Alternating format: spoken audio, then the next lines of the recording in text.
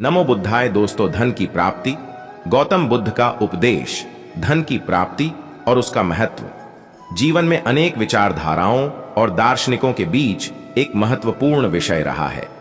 गौतम बुद्ध, जो कि बौद्ध धर्म के संस्थापक थे, बौद्ध ने भी इस विषय पर अपने अद्वितीय विचार प्रस्तुत किए। उनका जीवन और उपदेश इस बात पर जोर देते हैं कि धन का सच्चा अर्थ और उसकी प्राप्ति केवल भौतिक सुख सुविधाओं तक सीमित नहीं है, बल्कि आत्मिक और मानसिक संतुलन में है। दोस्तों, वीडियो को शुरू करने से पहले अगर आप चैनल पर नए हैं तो हमारे फ्यूल फॉर सक्सेस चैनल को सब्सक्राइब कीजिए और वीडियो पसंद आया तो एक लाइक जरूर करें। तो चलिए ज्यादा टाइम बिताए, वीडियो को शुरू करते हैं। बुद्ध का दृष्टिकोण धन पर। गौतम बुद्ध का मानना था कि धन का सच्चा उपयोग वही है जो मनुष्य की आंतरिक शांति और समाज की भलाई के लिए हो। वे इस बात पर जोर देते थे कि धन केवल साधन है, साध्य नहीं। यदि धन का उपयोग सही तरीके से नहीं किया गया तो यह मनुष्य को लोभ, अहंकार और अंततः दुख की ओर ले जा सकता है। धम्मपद में धन की व्याख्या, बुद्ध के उपदेशों का संकलन। धम्मपद में धन के महत्व और उसके उपयोग के बारे में कई श्लोक मिलते हैं। बुद्ध कहते हैं कि जो मनुष्य अपनी संपत्ति को सद्कर्मों में लगाता है वही सच्चा धनवान है। यह दृष्टिकोण धन की नैतिकता और उसके समाजोपयोगी उपयोग पर बल देता है। धन की प्राप्ति के मार्ग। गौतम बुद्ध ने धन की प्राप्ति के लिए कुछ प्रमुख सिद्धांत प्रस्तुत किए जो न केवल आर्थिक उन्नति बल्कि मानसिक शांति और सामाजिक समृद्धि की ओर भी मार्गदर्शित करते हैं। उनके उपदेशों में कुछ मुख्य मार्ग निम्नलिखित हैं। सम्यक आजीविका। सम्यक आजीविका का अर्थ है कि व्यक्ति अपनी जीविका को सही और नैतिक तरीकों से अर्जित करे। बुद्ध ने कहा कि कोई भी ऐसा कार्य नहीं करना चाहिए जिससे दूसरों को हानि पहुंचे। इसमें हिंसा, धोखाधड़ी और अनैतिक व्यापारिक गतिविधियों से बचना शामिल है। यदि कोई व्यक्ति सम्यक आजीविका के मार्ग पर चलता है तो उसे धन की प्राप्ति के साथ साथ मानसिक संतोष भी प्राप्त होता है। श्रम का महत्व। गौतम बुद्ध ने श्रम के महत्व पर भी जोर दिया। उनका मानना था कि कठोर परिश्रम और ईमानदारी से किया गया कार्य ही सच्ची संपत्ति लाता है। श्रम न केवल आर्थिक समृद्धि का साधन है, बल्कि यह आत्मसंतोष और आत्मसम्मान का भी स्रोत है। बुद्ध ने कहा कि कर्म करने वाला ही सच्चा योगी है। संयम और मितव्ययिता। बुद्ध ने संयम और मितव्ययिता पर भी बल दिया। उनका मानना था कि अनावश्यक खर्च और अति आडंबर व्यक्ति को दुख की ओर ले जाते हैं।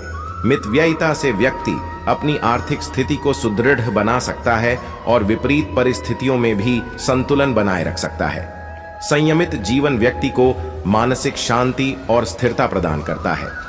धन का सही उपयोग। गौतम बुद्ध ने न केवल धन की प्राप्ति के मार्ग बताए, बल्कि उसके सही उपयोग पर भी अपने विचार प्रस्तुत किए। उनका मानना था कि धन का सही उपयोग व्यक्ति और समाज दोनों के लिए कल्याणकारी होना चाहिए। परोपकार और दान। बुद्ध ने दान और परोपकार को धन के सही उपयोग के रूप में देखा। उनका कहना था कि जो व्यक्ति अपने धन का कुछ हिस्सा समाज की भलाई और जरूरतमंदों की सहायता के लिए खर्च करता है वही सच्चा धनवान है। दान और परोपकार से न केवल दूसरों की सहायता होती है, बल्कि दाता को भी मानसिक संतोष और पुण्य की प्राप्ति होती है। शिक्षा और ज्ञान का प्रसार। बुद्ध ने शिक्षा और ज्ञान के प्रसार को भी धन के सही उपयोग के रूप में माना। उनका मानना था कि यदि व्यक्ति अपने धन का कुछ हिस्सा शिक्षा और ज्ञान के प्रसार में लगाता है तो वह समाज को उन्नति की ओर ले जाता है। शिक्षा से व्यक्ति आत्मनिर्भर बनता है और समाज में समृद्धि और विकास आता है। चिकित्सा और स्वास्थ्य। स्वास्थ्य और चिकित्सा के क्षेत्र में धन का उपयोग भी बुद्ध के दृष्टिकोण में महत्वपूर्ण था। वे मानते थे कि स्वस्थ समाज ही समृद्ध समाज होता है। यदि व्यक्ति अपने धन का उपयोग स्वास्थ्य सेवाओं में करता है तो वह समाज को मजबूत और स्वस्थ बनाने में योगदान देता है। धन और मानसिक शांति।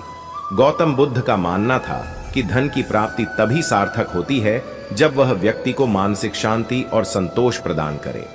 उनका दृष्टिकोण इस बात पर आधारित था कि भौतिक संपत्ति का मूल्य तभी है जब वह आत्मिक उन्नति में सहायक हो। लोभ और मोह से मुक्ति। बुद्ध ने कहा कि धन का संग्रहण और उससे जुड़ी लालसा व्यक्ति को लोभ और मोह की ओर ले जाती है। यह लोभ व्यक्ति को अंतहीन चक्र में फंसा देता है और उसे मानसिक शांति से वंचित कर देता है। धन का सही उपयोग वही है जो लोभ और मोह से मुक्त होकर किया जाए। संतोष और सादगी बुद्ध का उपदेश था कि संतोष और सादगी में ही सच्चा सुख है। व्यक्ति को अपनी आवश्यकताओं को सीमित करना चाहिए और अनावश्यक भौतिक वस्तुओं की लालसा से बचना चाहिए। सादगी से भरा जीवन व्यक्ति को मानसिक संतोष और शांति प्रदान करता है। ध्यान और आत्मचिंतन। ध्यान और आत्मचिंतन भी धन की प्राप्ति और उसके सही उपयोग में महत्वपूर्ण भूमिका निभाते हैं। बुद्ध का कहना था कि व्यक्ति को नियमित रूप से ध्यान और आत्मचिंतन करना चाहिए ताकि वह अपने जीवन के उद्देश्य और धन के सही उपयोग को समझ सके। आत्मचिंतन से व्यक्ति को अपनी गलतियों का एहसास होता है और वह सुधार की दिशा में कदम बढ़ा सकता है। समाज और धन। गौतम बुद्ध का दृष्टिकोण समाज और धन के बीच के संबंध को भी स्पष्ट करता है। वे मानते थे कि समाज की समृद्धि और उन्नति के लिए धन का सही उपयोग आवश्यक है। उनका उपदेश इस बात पर जोर देता है कि धन का उपयोग समाज के हर वर्ग की भलाई और विकास के लिए होना चाहिए। सामाजिक समानता। बुद्ध ने सामाजिक समानता पर बल दिया। उनका मानना था कि धन का वितरण समान रूप से होना चाहिए ताकि समाज के सभी वर्गों को समान अवसर मिल सके। सामाजिक समानता से समाज में समरसता और शांति बनी रहती है। सामुदायिक विकास। बुद्ध का दृष्टिकोण था कि धन का उपयोग सामुदायिक विकास के लिए किया जाना चाहिए। इसमें शिक्षा, स्वास्थ्य और बुनियादी सुविधाओं का विकास शामिल है। सामुदायिक विकास से समाज में समृद्धि और खुशहाली आती है। न्याय और नैतिकता।